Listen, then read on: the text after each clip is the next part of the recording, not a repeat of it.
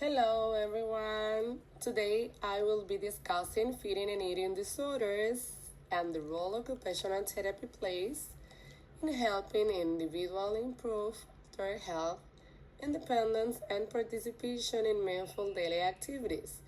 I will provide an overview of these disorders and discuss how they affect occupational performance and describe occupational therapy interventions, review the common assistive supports, and conclude with a brief case example.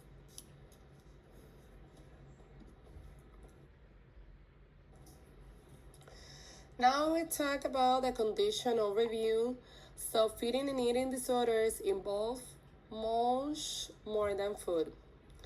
Because this is very complex condition influenced by biological, psychological, and environmental factors. For example, anorexia nervosa is characterized by severe food restriction and an intense fear of gaining weight. Bulimia nervosa involves episodes of binge eating followed by compensatory behaviors such as vomiting or excessive exercise. Binge eating disorders include recurrent episodes of overeating without compensatory behaviors.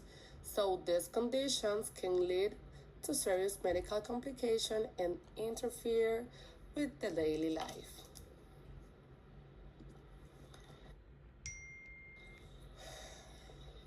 Now I will talk about the occupational impact. Occupational therapists examine how the disorders affect a person's ability to participate in meaningful occupations.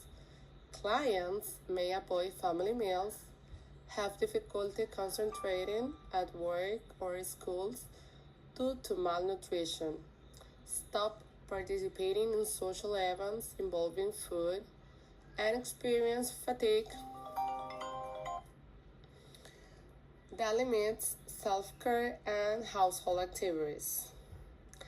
Their daily routines often become centered around food restriction, binge eating, or compensatory behaviors, reducing participation in healthy occupations.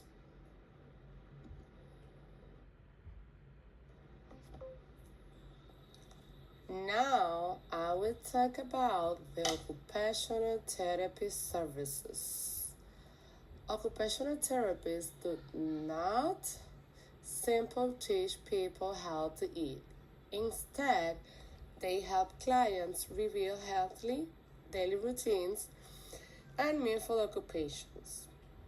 Treatment may include creating structured meal routines, developing coping strategies for anxiety, improving self-care skills, practicing grocery shopping and cooking, addressing sensory sensitivities to food, and helping clients return to school, work, and lecture activities. Occupational therapy is most effective when provided alongside physicians, dietitians, and mental health professionals.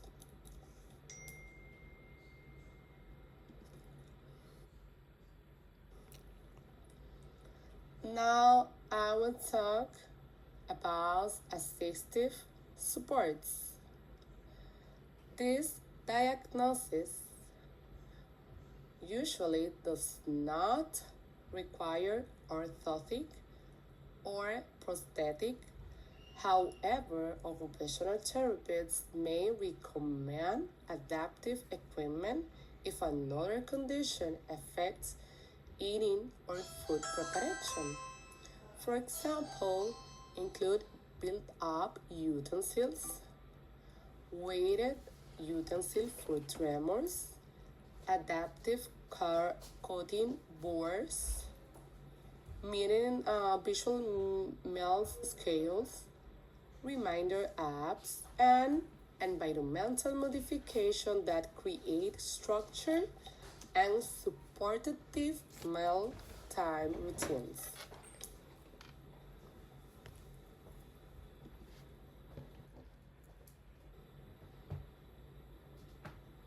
Now we talk about the case example. This case demonstrates how occupational therapy addresses more than eating behaviors. The therapist works with the client to rebuild healthy routines and increase participation in meaningful occupation, reduce anxiety around meals, and improve independence. So, interventions are individualized and focused on helping the client return to valued roles as a student, friend, and family member. In this case, the occupational therapy worked closely with the client to address the daily challenges caused by the eating disorder. Rather than focusing only on food intake, occupational therapy helped the client rebuild healthy habits routines that supports overall well-being. Interventions include creating structured mealtime schedules, practicing meal preparation, teaching stress management techniques such as mindfulness and relaxation, and gradually reintroducing meaningful activities like attending classes, spending time with friends, and participating in hobbies.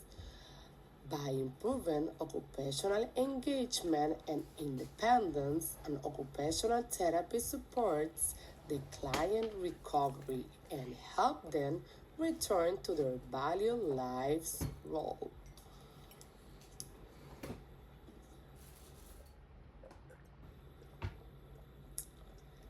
Now we talk about the key takeaways. So, in conclusion, feeding and eating disorders impact every area of the daily life, not just nutrition. Occupational therapists play an important role in helping clients regain independence and participate fully in meaningful activities by addressing routines, habits, emotional regulation, and occupational performance.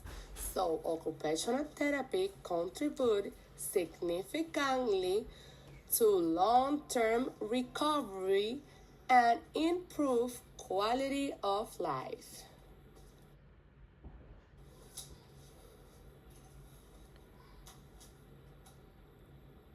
So, thank you guys for listening. Have a good one.